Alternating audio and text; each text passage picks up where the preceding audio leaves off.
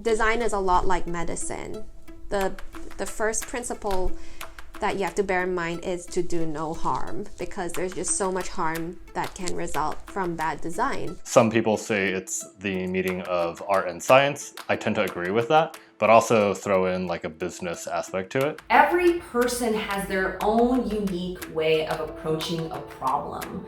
And what I love about UX is that it celebrates different people with different backgrounds and their own unique way of thinking. Design is just a way to make things look better, work better, or even like feel better sometimes. So we take a look at all the products out there today and we think of ways to improve their usability for different types of users.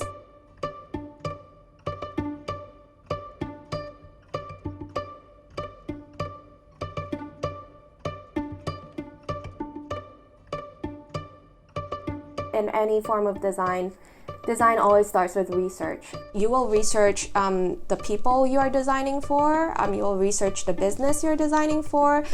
I also research the broader context in which I want to see my design sit in. I will do secondary research. There's just a lot of research. In the second step, you usually move on to making some form of rough draft, something very generative. You create options. You think of many different possibilities, committing to none of them, but just like studying each of them and seeing which is the best solution. When I view design practiced at its best, it is really understanding different viewpoints from people of various backgrounds. As a designer, I like to get those people in the same room to talk about their problems, and hopefully at the end of that session we land on a solution that is making everybody happy. I would consider myself a lifelong learner, but it's almost like you have to learn on an everyday basis a little something, whether you're learning a new UX best practice, a new UI trend, learning about an industry for a project you're working on. There's a lot of learning involved, and so you have to set time almost every single day, even if it's just 15 minutes,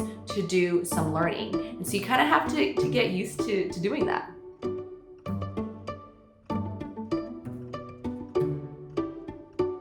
I think the most challenging part about being a designer is, as a designer, you always want to do your best and make the best design. However, sometimes time crunch is a big deal in the industry. You gotta get stuff out as soon as possible. As a designer, you have to be able to balance between that great design that you had intended versus a design that needs to get out of the door as soon as possible. One of the challenges that designers encounter across companies, across like industries, is understanding where to kind of draw the finish line, because people are looking to finish a project. But if you're really tuned in to how product development and design works, you understand that the product lives in cycles, and so there's not really a true finish line to be chasing for. And so I think kind of like understanding where you as a designer fit into that timeline is really important. One of the challenges for me is understanding what battles to fight for and what battles that I'm willing to lose or be looser on in drawing a quality bar for the work that I do. It's easy to have imposter syndrome, but at the end of the day, you have to be confident in your work because you need to be able to convince others why this design will help users with their usability needs. And in the end of the day, you need the help of your other teammates to get the design out of the door.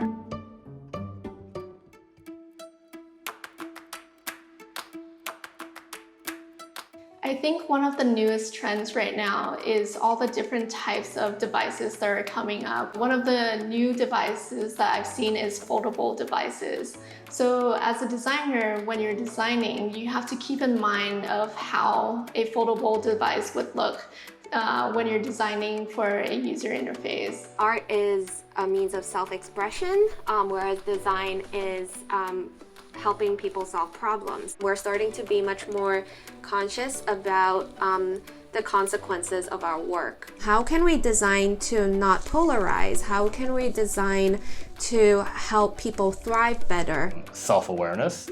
I think that single-handedly powers a designer's ability to empathize when appropriate, to take a step back and check their assumptions and biases, understanding that people are at the heart of every problem, and that if it's like, ugh, people, this might not be the right path for you.